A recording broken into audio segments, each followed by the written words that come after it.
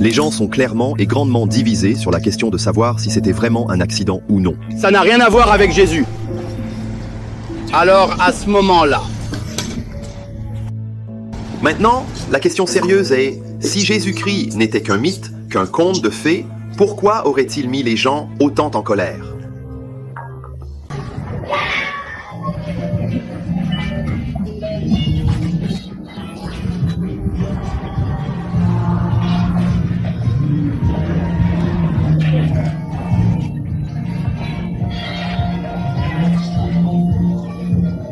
Je m'en souviens comme si c'était hier. J'étais en train de partager l'évangile avec un musulman et tout à coup, de nulle part, cet homme est apparu. Aujourd'hui, si vous demandez à Jésus de vous pardonner, si vous croyez en lui, il peut vous rendre pur et parfait aux yeux de Dieu. Mais il faut lui demander, oui. Oui, mais bien entendu, je crois que oui. Les gens sont prêts à tout faire pour atteindre leur but, n'est-ce pas? Oui. Je suis prête à tout faire, oui. Oui, les gens feront n'importe quoi. Ils diront sans doute que Jésus nous oubliera.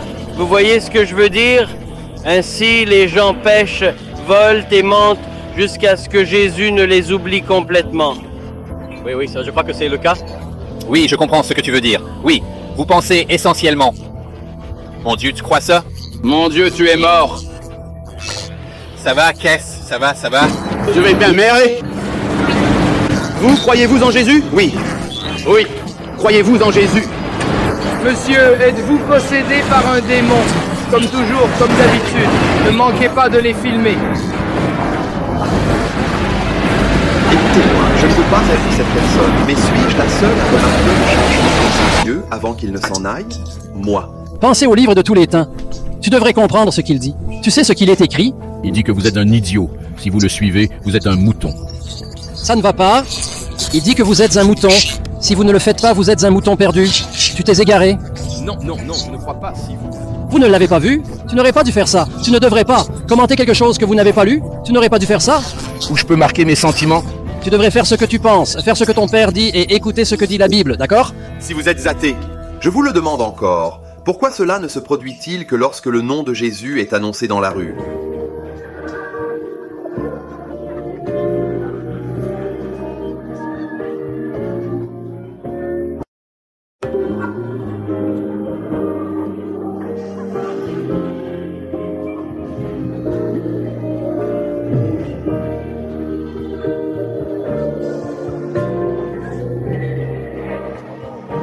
Oui, acceptez sans hésitation le salut offert par Jésus-Christ.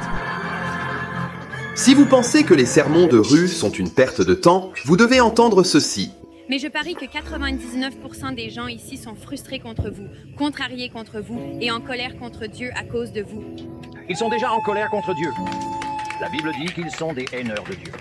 Vous m'avez brisé le cœur parce que je ne pense pas que vous dépeigniez le genre de Dieu dont les gens ont besoin, le genre de Dieu réel. De quel genre de Dieu les gens ont besoin? Les gens ont besoin du genre de Dieu qui offre le pardon et l'amour, et je pense que vous offrez le jugement. Bien sûr qu'il l'est. Attends. Deuxièmement, mais vous ne l'êtes pas.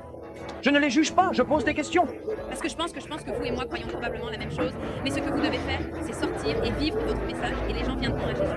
Il ne s'agit pas de discuter avec eux, de leur prouver qu'ils ont tort, de leur dire qu'ils ont tort. Les méchants, tu crois qu'ils ont tort? Alors tu te sépares. Leur cœur, je peux parler maintenant? Puis-je parler maintenant? Oui. S'ils ne croient pas en Jésus, pensez-vous qu'ils se trompent? Je sais. Où pensez-vous qu'ils iraient s'ils étaient morts dans leur péché sans Jésus-Christ? Moi. Tu crois qu'ils vont y aller?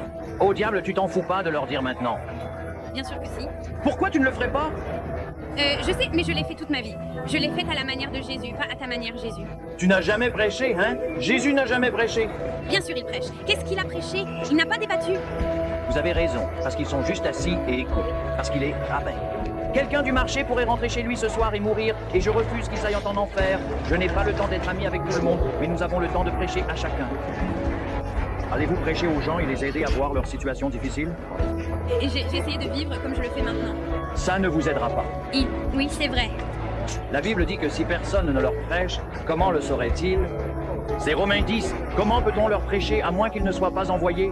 Je veux dire que vous perdez votre temps, parce que 99%... Le personnel concerné. Qui est si en colère contre vous? Vous savez quoi? Ça n'a pas d'importance, c'est le pragmatisme. La question est, qu'est-ce qu'on nous ordonne de faire?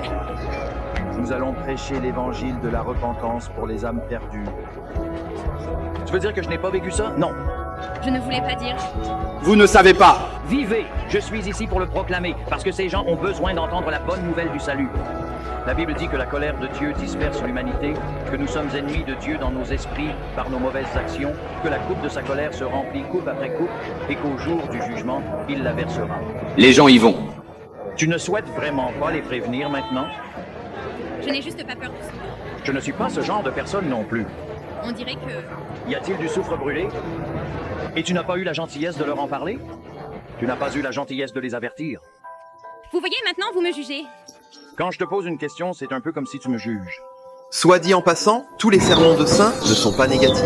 La plupart des moments où je suis sorti sont très positifs, comme cette fois. Même si on ne se connaît pas, comment puis-je te le montrer? Tu ne sais rien de moi, comment puis-je te prouver que je tiens à toi? Allez, quelqu'un lâche-le. Que pensez-vous que je peux faire? Cet homme me sourit maintenant.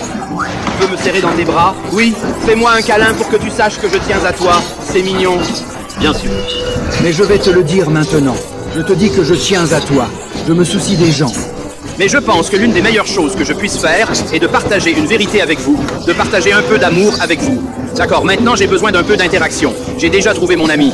Comment s'appelle mon ami? Je le ferai. Je vais le dire, moi c'est Joe. J'ai un cousin nommé Will, mon cousin préféré. Il est toujours enthousiaste, n'est-ce pas? Donc j'ai besoin d'un peu d'interaction de toi. Quelqu'un peut-il me donner le nom de la prison? Hey, alors tu sais ce que tu as dit? Alcatraz. D'accord, super. Et la prison B? Prison B, vous reconnaissez ça? Qu'est-ce que c'est? Près de Manchester. Tous les prisonniers pleuraient sur la route. Oh, eh bien, ça devient de plus en plus dur. On devient de plus en plus dur. Et la prison? Quelqu'un l'a reconnue? Non, elle est passée et a demandé. Connaissez-vous ces prisons célèbres? Vous connaissez la prison? Personnellement, c'est situé en Irlande du Nord. Est-ce bien ce que tu as dit? La prison principale?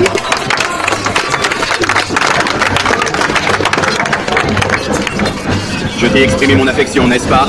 Mes chers amis, prêtez-moi votre attention. Je vous dis, et connaissez-vous ces prisons célèbres? Mais laissez-moi vous poser une autre question. Vous le reconnaissez? Chacun de nous a une prison à l'intérieur de nous. À présent, probablement tous un beau visage. Néanmoins, nous avons des prisons, n'est-ce pas? Nous portons tous des chaînes qui nous atteignent. Certains d'entre nous portent le joug de la fierté et de la douleur. Peut-être que quelqu'un t'a fait très mal. Mais il y a une chaîne parce que les pires chaînes lient chacun de nous. Tu sais ce que c'est? La chaîne fatale. 10 personnes sur 10 mourront. Ai-je raison? Est-ce que je me trompe? Oui, oui. Mais laissez-moi vous demander ceci. Avez-vous une réponse à votre tombe? Si je te dis, imagine que ce soir est ta dernière nuit. Mais j'espère que ce n'est pas parce que tu es une bonne personne. J'espère que vous avez encore beaucoup d'années. Mais imaginez que ce soir est votre dernière nuit sur Terre. Vous meurez et vous êtes confronté à Dieu Tout-Puissant. Dieu vous dit, insérez votre nom. Pourquoi te laisserais-je entrer au paradis? Qu'est-ce que tu dirais? Eh bien, peut-être que tu dirais que je suis une bonne personne, ou peut-être que tu es un bon Dieu. Mais Dieu dit, écoutez ce verset, il dit qu'aucun menteur ne peut entrer au paradis. C'est un gros problème, parce que j'ai menti et que vous avez menti.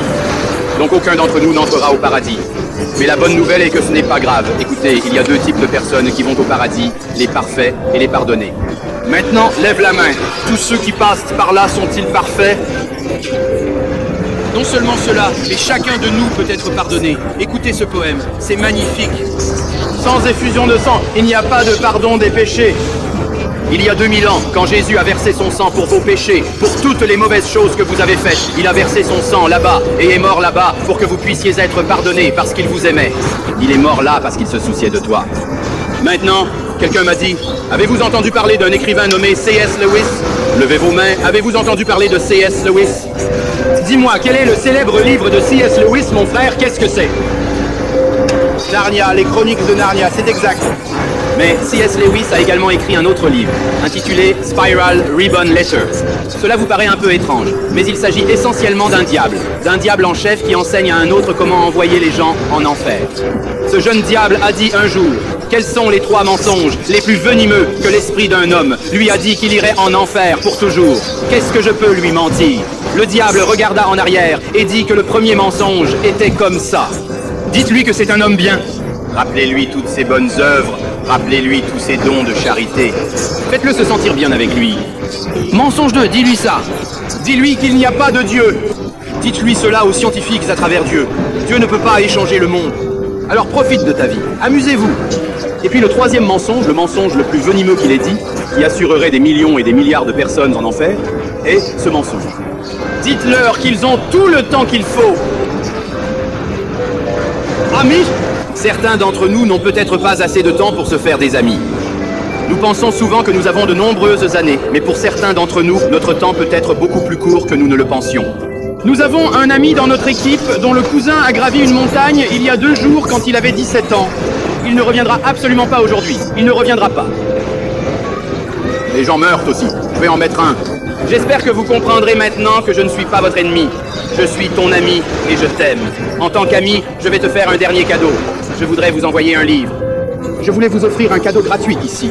Ce livre vous montrera comment atteindre la vie éternelle à la recherche de Jésus-Christ, à la recherche de l'évangile de la résurrection de Jésus d'entre les morts. Il est prêt. Si quelqu'un est assez courageux, s'il vous plaît, venez me le prendre. J'adorerais te le donner. Que Dieu vous bénisse tous. Dieu vous bénisse, et vous sera très reconnaissant. Que Dieu vous bénisse. Qu'est-ce qu'il veut d'autre? Jésus dit, venez à moi, tous ceux qui portent un fardeau lourd, et je vous donnerai du repos. Quelqu'un d'autre veut-il venir?